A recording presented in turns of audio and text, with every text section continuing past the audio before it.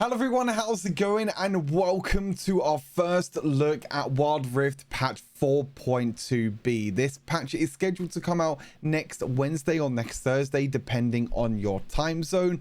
There's quite a few changes in this patch. There's 3 pages in total, so we're going to go through all of them: page 1, page 2, and page 3. I will zoom out once I get to ones that are kind of being covered by my webcam. But yeah, 3 pages in total. A lot of changes in this patch. I'm going to go through all the changes, let you know what my thoughts are on the changes and how it might change in terms of the champion maybe becoming meta and what the changes do to the champions. In terms of ADC changes, there's actually not really too much. So not really too much in terms of changes for myself. But either way, still some cool changes happening to Wild Rift in the upcoming patch that's coming out on Wednesday. First up is Aatrox.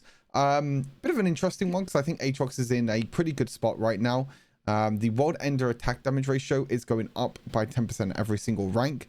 I'm glad they're not buffing the healing again for Aatrox. That was something that is quite annoying and is still quite annoying for Aatrox. They already nerfed the healing quite a bit on his, on his passive, on his ultimate. There was many different ways that they actually nerfed his healing, but now they're kind of rebuffing the ultimate in a way, because I'm pretty sure this was a nerf that happened to Aatrox quite recently. So rebuffing the ultimate, giving him a little bit more attack damage when he uses his ultimate, which, to be honest, I think is totally fine. Even though it is a little bit scary because I think Aatrox is already quite strong, especially in the jungle. Jungle Aatrox is very strong right now, but I still think that he'll still be, in a pretty good spot nonetheless. Anyway, Camille tactical sweep damage ratio to monsters going from 50% to 80%. This is a rebuff, or like basically a rechange sort of thing. I can't remember the word off the top of my head, but basically this got nerfed before to 50%. Now it's being rebuffed back up to 80%. So it's like a revert. That's the right word. Reverted. It's been reverted back to what it was before. I can't remember exact numbers, or like the highest number it has been for Camille's tactical sweep, but I remember it has been 80% before. So it's just being buffed again from 50% back up to 80%. So Jungle Camille maybe come back into it. I mean, Jungle Camille is really bad right now. Her jungle clear speed is really, really bad. Maybe what Riot want Jungle Camille to still be a thing. So they're buffing it back up again, maybe giving her a bit more flexibility. I mean, overall, she is a very strong champion. She's one of probably the best Baron laners at the moment in the current meta. So her being able to be flexed in the jungle now, especially in competitive play, or even being played in jungle in solo queue, is quite nice, because I think she is a pretty fun jungler to play. Fiora buffs are pretty scary. The launch cooldown going by 2 seconds at every single rank is super, super scary. This makes her early game a lot stronger, because she can trade a lot easier. She can proc vitals easier. She can, just use her ability more often, the lunge cooldown a lot more often, which I think is very, very nice for Fiora. And the launch cooldown return on skill hit has gone from 60% down to 50%. Return on skill hit, I'm not too sure. I can't remember exactly off the top of my head what this means. I'll probably have to check it out afterwards and see what this actually means. I mean, I'm looking at this all for the first time, so it's hard to try to remember everything in terms of numbers and skills and what each champion does in terms of abilities. I can't remember exactly what this is. Not too sure if this is a buff or a nerf. I'm guessing it's a buff overall because it's a champion buff. But the launch cooldown going down, like I said, by 2 seconds at every single rank is huge for Fiora. I mean, not only in the early game, but also late game. 6-second cooldown in the late game now for lunge is really, really disgusting for Fiora. Oh, this might be when you hit the skill, you get like a cooldown return. So this is a nerf. So instead of getting 60% of the cooldown returned, you only get 50%. So I think, okay, that's it. That is what it is. Yeah, I got it now.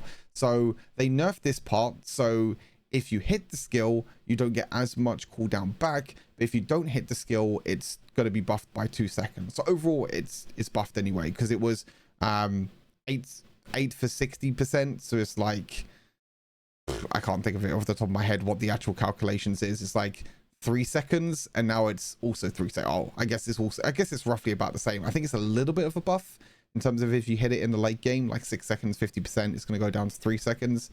8 seconds, 60% is probably It's probably 3 seconds as well. Yeah, so I think it's just trying to benefit. I think it actually equals itself out. So I think it's just trying to benefit people more if they don't hit the skill. Yeah, anyway, like I said, overall really nice buff for Fiora anyway. It's going to be really powerful for her pretty much at all stages of the game. Also allows to be more mobile around the map as well, dash around. Lilia, her base attack damage is going up by 4 and her base armor is going up by 3. This will help her in jungle quite a lot. You do most of the time use your abilities in the jungle, but you do auto attack a few times as well. So the auto attacks will do a little bit more damage in the jungle, meaning that you'll be able to clear through jungle a little bit quicker, and also you'll be a little bit tankier as well. The base armor in the early game is quite nice, meaning Lily is not going to take as much damage in the jungle, but also it's going to help her with trades and skirmishes in the early game. When you're going for the early scuttle crabs, if you're against champions like Lee Sin and Xin Zhao, you're not going to take as much damage, and maybe you'll be able to deal a little bit more damage back with your auto attacks as well. So overall, just a few little buffs to Lydia in terms of attack damage and base armor in the early game, but nothing else for her. Nothing else for her. I mean, I think Lydia mid and late game is pretty strong. I think Lydia early game is definitely where she struggles, so I definitely agree with this buff for sure. Nunu receiving some buffs again. I feel like Nunu always receives buffs. Snowball barrage base damage per snowball has gone up. So it's actually 10 damage per snowball, so 10, 14, 18 and 22 instead of 8, 12, 16 and 20. So a little bit more base damage there. And then the cooldown of absolute zero, which is his ultimate, is going down by 5 seconds every single rank. This could be pretty big, especially if you're pretty much within melee range and you hit every single snowball. Can be very nice, and obviously the root duration gets increased as well every single time you hit a snowball, which means you can use your ultimate and try and guarantee to hit the ultimate as well. So a little bit more damage for Nunu. This is also going to help his jungle clear because it's his base damage. It's not like it's AP ratios or anything, so this will definitely help him a lot in the jungle in terms of jungle clear speed. Ziggs being buffed is a little bit scary. Ziggs in competitive is still quite strong, even though ADCs are quite strong at the moment. I think Ziggs is like one of the only AP champions that still get played in competitive because the champion, it just has so much range, so many abilities available, so much damage, and it seems like their numbers are also being increased, and he's also getting a buff. The short fuse base damage is going from 20 to 160 to now 30 to 170, so you're getting about a 10 damage boost there for Ziggs with his passive, which is like basically his auto attacks doing a little bit more damage. Start to charge cooldown going down in the early stages of the game. This will help him quite a lot during the laning phase. I mean, I'm guessing this is more for like mid lane Ziggs, because the problem with like mid lane Ziggs and just AP mages in general at the moment is that assassins and bruisers in the mid lane are kind of scary to play against, and you don't really have a lot of outplay potential against that. So satchel charge going down in terms of cooldown in the early game means that he has a bit more freedom, I guess you can say, in a way, because you can use your satchel charge more often, which means you can try and escape from the bruisers and the assassins that try and dive onto you. And also maybe you can use it a little bit for wave clear as well. I think that's kind of the direction that they're going towards, because the later stages is still on a 12-second cooldown, which I think is fine. The early game is just to try and make him a little bit safer if he needs to.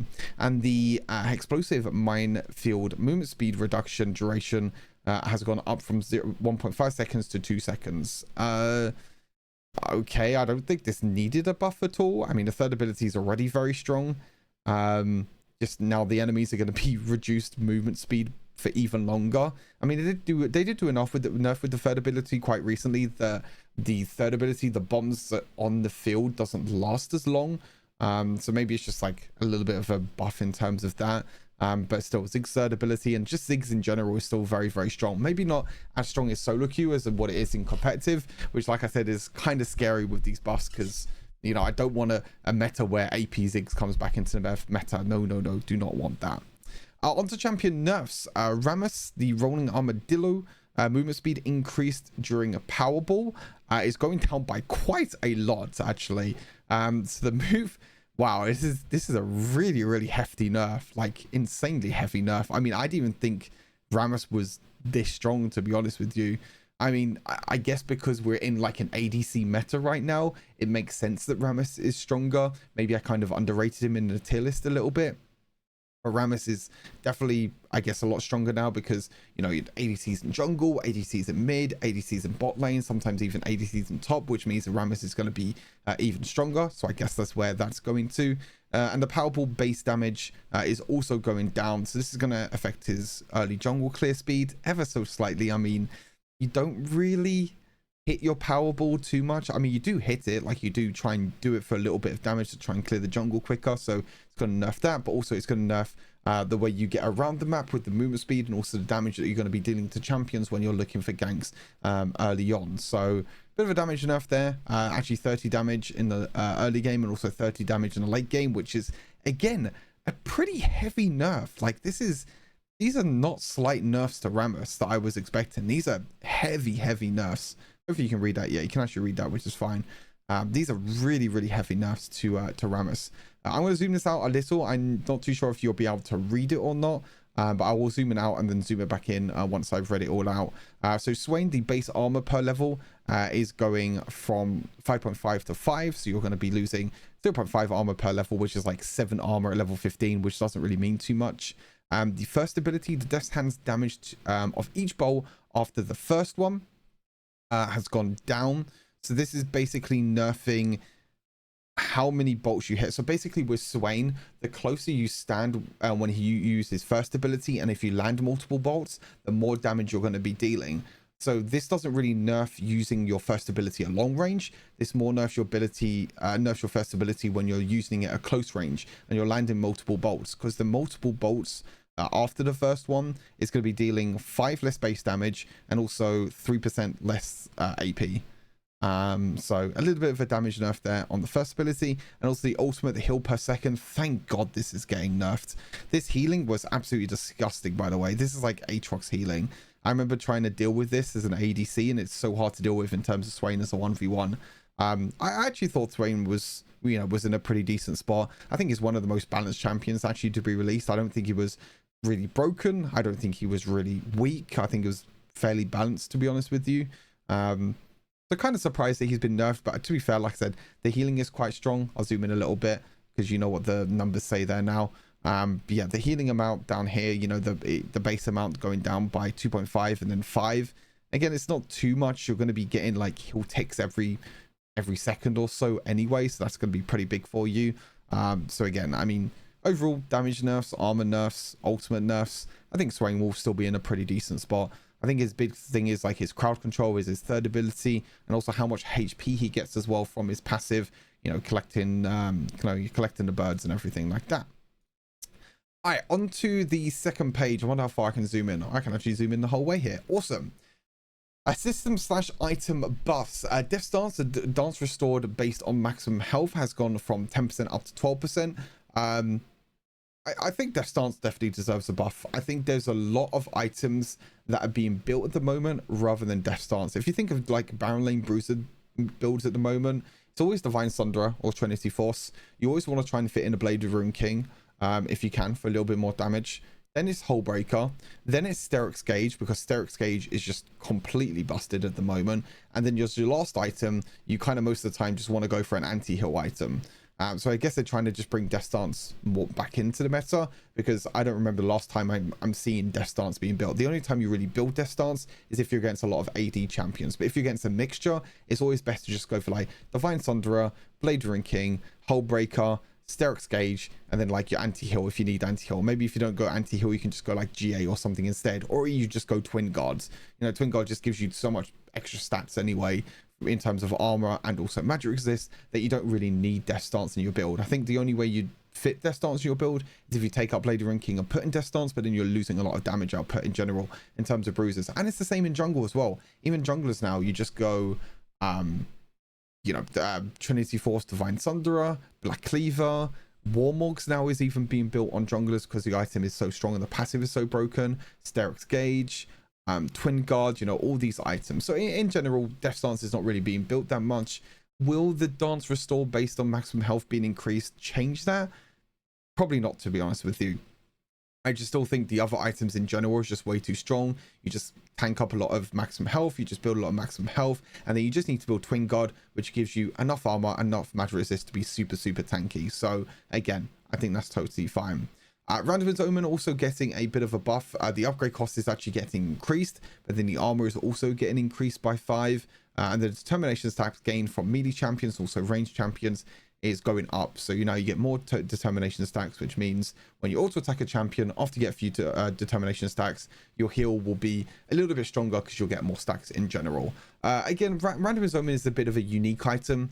You don't really build this in a general build. You only really build this when you're against 2 or more crit damage items. I don't think there's anything wrong with the item in general. I think it's just very unique. Whereas like you don't really build it in a normal build. You normally build it in a build where you're against a lot of crit damage. You know, Yasuo, Yone, all your AD carries, etc, etc. If you're against all them AD carries, you know, 3 crit AD carries on your team plus a Yone and a Yasuo, then heck yeah, you know, you're always going to build Randomized Omen and it's going to be so much value. So yeah, the interesting this getting buffed. Again, I don't think it was weak in a way. I just think it's more of a situational item than anything else. It's never going to really fit in a core build. The next 2 buffs are quite worrying. I'll be totally honest with you. Very, very worrying. Serpent's Fang being buffed and also Yomu's Ghostblade. Both these items are already very, very strong. The Ghostblade upgrade cost going up is quite interesting, but now the damage going up to 55 AD, which is now equal to the same amount as Infinity Edge and also Bloodthirster, with the item already being insanely cheap as well. Yes, the upgrade cost goes up by 100, but that doesn't really mean too much because, you know, it's 100% worth to spend 100 gold for 5 extra AD. You know, I'll take that any day of the week. It's actually pretty insane buff as well. So that's going to be interesting. I think that's going to be used on, you know, it's going to make assassins even stronger. It's probably going to make even Jhin, you know, Jhin with Ghostblade with first item might come back into the meta. Maybe you just delay collector and you just go Ghostblade into collector potentially. That could be definitely a way to go. Yeah, overall this is just going to make assassins just become, especially AD assassins, become a lot stronger. Kha'Zix, Zeds, you know, AD assassins like that. And then the armor penetration also going up on Serpent's Fang. Again, Serpent's Fang more of a situational item. I think 90% of the time you're always going to go for Ghostblade. I mean, the armor penetration going up for Serpent's Fang is pretty nice. Again, more of a situational item though. If you're against 2 or more shield targets, most of the time you're going to go Serpent's Fang instead of Ghostblade. Kind of similar to Randomized Omen in a way. I think they're just trying to buff these items to make them more of a, you know, useful item even without the passive. But again, if you're not against any shield enemies, then there's no point building the item anyway. So it's kind of weird. Again, the same with Randomized Omen. What's the point of building Randomized Omen when you're not against any crit champions? You know, but I guess, you know, Randomized Omen gives tanks and gives bruisers a counter to the AD carry meta that is currently going on at the moment. And maybe it's the same with like Serpent's Fang and Ghostblade, where it's like you don't really build Serpent's Fang against lifeline users and against champions that go shield bow, but maybe you do now because you get the extra armor penetration, which means more damage. So again, it's one of them things that I think is very, very interesting. A Hullbreaker is getting a lot of early game nerfs, but not a lot of nerfs in terms of the later stages of the game. Obviously there's a lot of numbers here. I mean, I'm pretty sure this is going to be self-explanatory. I don't think it's going to be too much to it. Armor bonus for melee champions going from 10 to 50 to now 4 to 50. So again, it's just early game nerf. Not really too much, not really any nerf in terms of late game. I think this is trying to nerf more in terms of how the item works in early game, like first item Hullbreaker users. So champions like Garen, for example, that build Hullbreaker as a first item, or even Sion. These champions that build Hullbreaker as a first item, these are definitely going to be nerfs to them. Magic resist bonus as well for melee champions from 10 down to 4. Again, the early stages of the game, and actually the magic resist in the later stages of the game has also been heavily nerfed by 30 as well. Wow. So they're not going to have as much magic. I think this is pretty big because I think one problem that champions like Kennen, Gwen, Akali, like all these champions at the moment, they struggle against Hullbreaker users because once an enemy builds Hullbreaker, if you're playing an AP champion in the Baron lane, it's so hard to kill them cannon minions, like insanely hard. But this is actually going to nerf it quite a lot. I just want to quickly check the numbers in terms of Hullbreaker to make sure I'm not missing out on anything too crazy with Hullbreaker. But I think I've done the numbers right. Yeah, based on level. Yeah, it's based on level. I thought it was based on level. So yeah, this is pretty insane nerf here. So this is actually going to make AP champions more viable in the Baron lane against Hullbreaker users, which is quite nice. Armor for range champions, again, going a little bit down in terms of early game. So again, stopping like Jace, you know, Hullbreaker first item, which is also kind of a thing. This might make things like what's the word called? This might make Black Cleaver first item Garen more popular.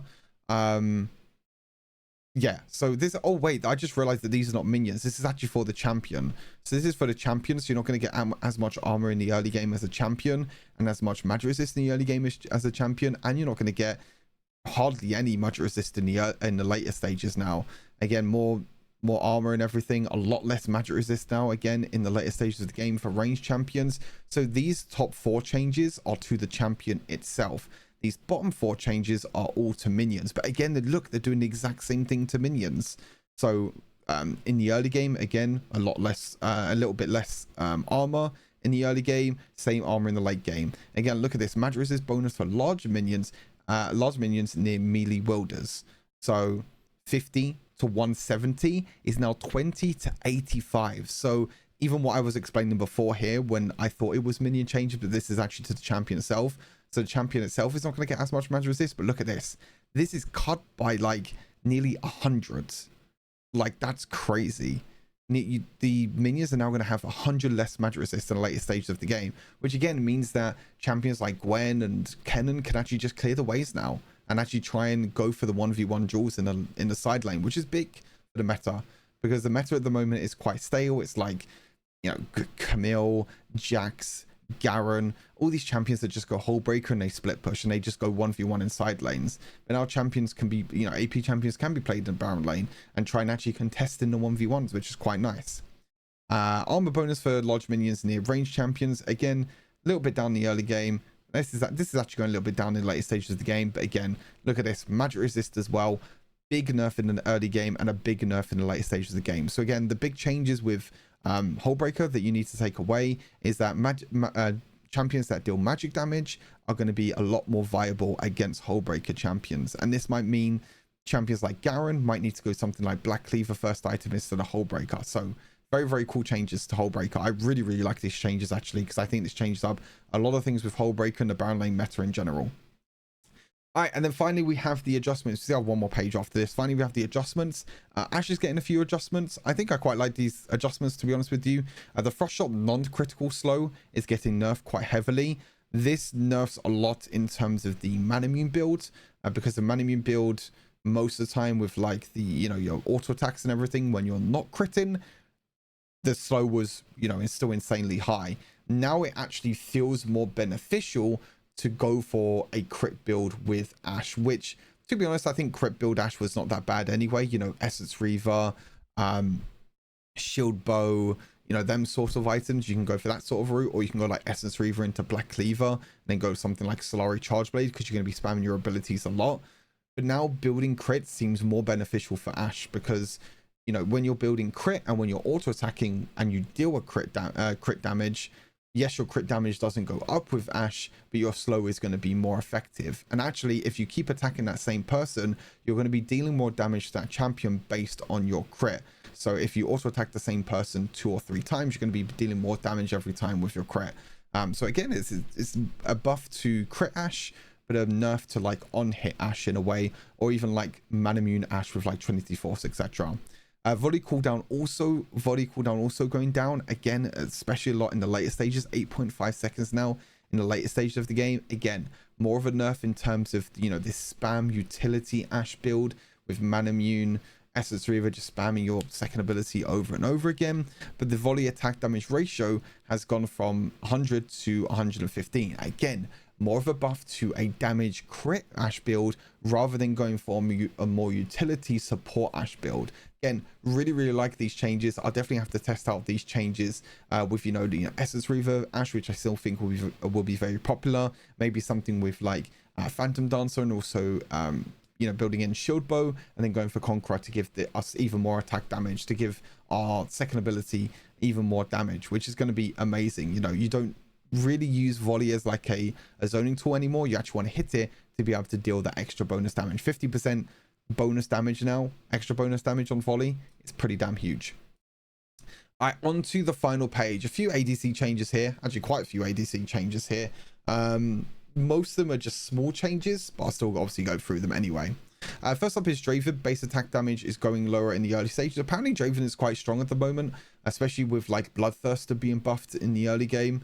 You know, Bloodthirster plus Shield Bow as 2 early game items are really strong right now for Draven, because it gives him a lot of attack damage, it gives him a lot of sustainability, it gives a lot of survivability as well, because you got double the ability haste, double the physical vamp, a lot more attack damage as well. So this AD going down by 4 is kind of to negate the AD that you get now from Bloodthirster. So it's still going to work out the same in a way. I mean, it's not going to be as strong as obviously last patch, but it's going to feel the same as what it was the patch before, because of the you know, Bloodthirster went up by 5 AD, Draven's base AD is now going down by 4. However, the base attack damage per level is going up by 0.5 for every level. So that means, you know, at level 10, you'll get extra 5 AD. And at level 15, you'll get an extra like 7.5 AD or 7 or 8 AD. Not too sure how that 0.5 actually works out. So again, more for scaling, I guess. I mean, the scaling doesn't really mean too much for Draven. Draven's all about early game. You need an early game advantage. You need early game kills. You need to secure the kills. And you need to make sure you proc your passive and you get the extra stacks, and you also get the extra gold, because as Draven scales, he doesn't become really that strong, and he can get quite exposed and quite vulnerable to a lot of assassins and bruisers, because you need to make sure you catch your axes quite a lot. So yeah, a bit of a nerf in terms of Draven's early game, but again, I think that you know, some people are trying out Draven and saying Draven is actually quite strong at the moment, so not surprised by these changes one little bit. Fizz's passive Seastone Trident damage ratio to monsters, the damage is actually going down, and the Playful Trickster ability power bonus is going up by 10%. So a little bit of nerf in terms of the jungle. This is the damage over time that you get to deal with your passive. That's going down ever so slightly. I think Fizz is like jungle is Fizz's main role at the moment. I don't think there's really any other role that Fizz can really fit into at the moment, especially because his laning phase is really weak. So you can't do anything in the laning phase. You're basically a sitting duck in the early game. So playing Fizz jungle means that you can basically ignore the whole early game, get to level 5 as soon as possible, and then look to gank with your ultimate, Chum the Waters. So a little bit of nerf in terms of, you know, the damage here, but the Playful Trickster damage going up by 10% kind of negates this in a way. I don't think too much. I think overall it's still a nerf, but it is an adjustment, because you'll still get an extra bit of damage with Playful Trickster. So that means that your jungle clear will still relatively be fine, to be honest with you. I don't think this change will mean too much. I still think Fizz will be in a fairly decent spot in the jungle. Again, not as strong in terms of the, you know, mid lane and, you know, other roles like that.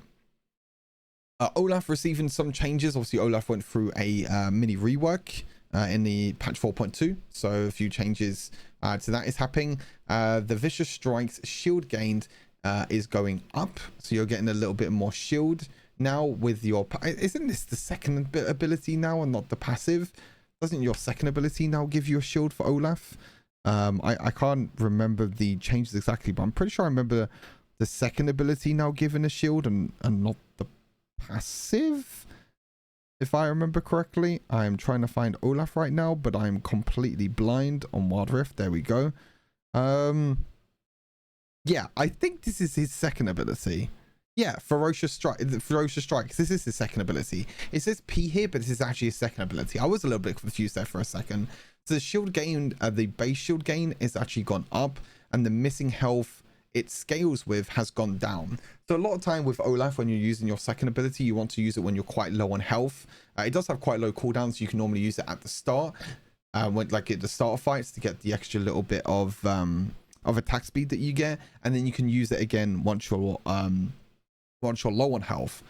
This is basically a buff to the first part that I just mentioned, of you using it when you're at a lot of health, and a nerf to when you're using it when you're low on health, because now the ability doesn't scale as much, or the shield doesn't scale as much with the missing health, but the base value has gone up. To be fair, the base value hasn't gone up as much in the early game. It's gone up quite a bit in the later stages of the game.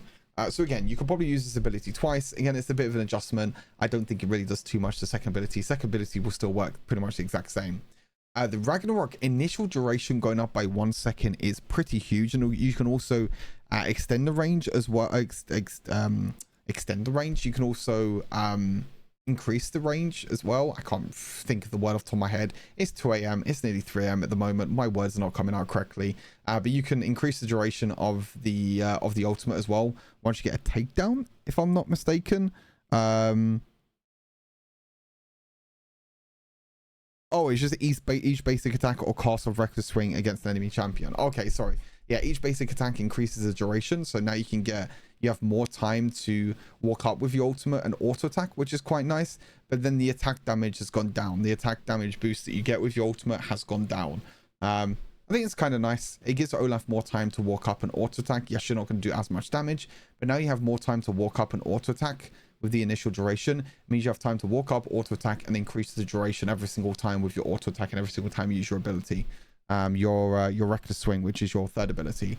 So quite a nice change for Olaf. Again, he's not going to be doing as much damage, but the ultimate duration is quite nice.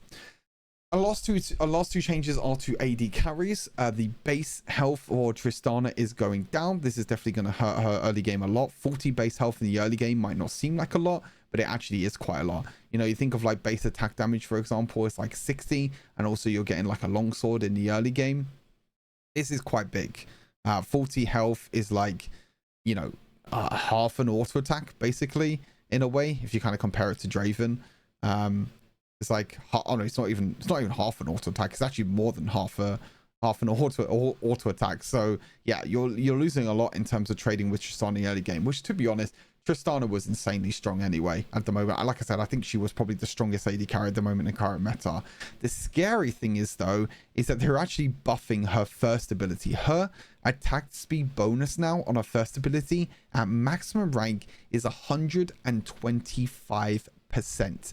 That is insane, because with Tristana already, you go for something like Navori Quick Blades, you go for your third ability, which, by the way, I'm doing a Tristana video actually tomorrow, so this is actually kind of good timing for a Tristana video, because I kind of explained in that video about, you know, why Tristana is so strong, and I give you all the best build. And to be honest, this build is going to benefit Tristana more, because, you know, Navori Quick Blades is going to reduce the cooldown of your first ability, which means you can just keep using it every single time it's off cooldown. And it's just going to give you 325 attack speed, 125% attack speed, which is absolutely busted, by the way. Like, it's absolutely insane. Obviously, Tristana already gains an insane amount of range as well, because of her passive. So yeah, this is quite scary. Obviously, this is going to hurt her a lot during the early game, and also the nerf in the rocket jump, especially in the early game as well, which is going to help her a little bit. But to be honest with you, you know, you already have quite a long cooldown with your rocket jump in the early game anyway, so you kind of play around your rocket jump in terms of how far you can extend and how far you can go in the laning phase. But overall, a bit of a nerf. 1 second nerf in the late game isn't going to do too much. The big thing is this is actually the ability that you max last, so most of the time you are going to stick on that 22-second cooldown. So you do have to be a little bit careful, because some people might time it with like 20 seconds, but you might also be wrong at the same time, so you'd have to be a little bit careful. And lastly, we have Vayne. Vayne's base health is going down from 570 to 540, which is 30 base health. Like, that's like half a basic attack. Again, a bit of a nerf. I mean, they're nerfing her early game quite a bit, you know. Base health in the early game, also base armor in the early game. I didn't think Vayne was this strong in the early game. I mean, yes, she can trade quite well at like level 1, for example, with her first ability, but I didn't think she was strong enough to reduce her armor and her base health. Like, these, even though these numbers are quite low, these are pretty big nerfs to Vayne in the early game. Means that she won't be able to, I mean, already I don't think she can really walk up and take that many trades, because she doesn't have a lot of range. She doesn't really, you know, do too much in terms of auto attacking champions and trying to trade. So this is going to make it even more difficult for Vayne players to try and trade during the laner phase. But the condemned damage, attack damage bonus is going up. Cool. I don't think anyone cares about the condemned attack damage bonus, because I don't think a lot of people just save her third ability anyway for condemning up against the wall. More for the crowd control rather than the damage. So I think overall, this is a nerf to Vayne for sure. Even though these are adjustments, I think this is a nerf to Vayne overall. This is probably more of an adjustment I mean, it's a nerf to early game and a buff to late game Tristana. This is more of an adjustment, to be fair. This is more of an adjustment, and this is probably a nerf to Draven, actually, because again, his early game is more important. Yeah, anyway, that is everything for Wild Rift patch 4.2b. Again, quite a few changes in this patch, quite a few. Oh, I could actually select 3 at the same time. I didn't even know I could do that. But yeah, anyway, quite a few changes in this patch. Obviously, this patch will be coming out on Wednesday or Thursday, depending on your time zone. But yeah, quite excited for a new patch. We'll be trying out some of the AD carries with all the adjustments and maybe some other champions as well. But as always, hope you enjoyed the video. Stay safe, and I'll see you all in the next Wild Rift video. Peace.